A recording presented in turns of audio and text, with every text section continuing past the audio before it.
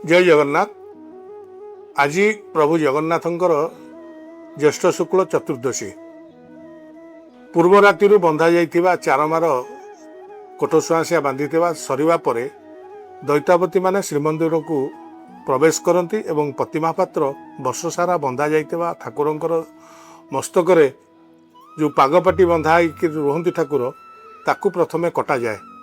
पागपाटी कथा जावा परे सेनापटा लगिर प्रक्रिया आरंभ करा जाए। ये सेनापटा लगी जो पूर्व दिन कंट करा जाए जो बाहुटी सहित पटा सहित ये समस्त ठाकुरंकर श्रीरंग सुरक्षा पाई दैतापति माने कार्य 3 घंटा रु 4 घंटा करती।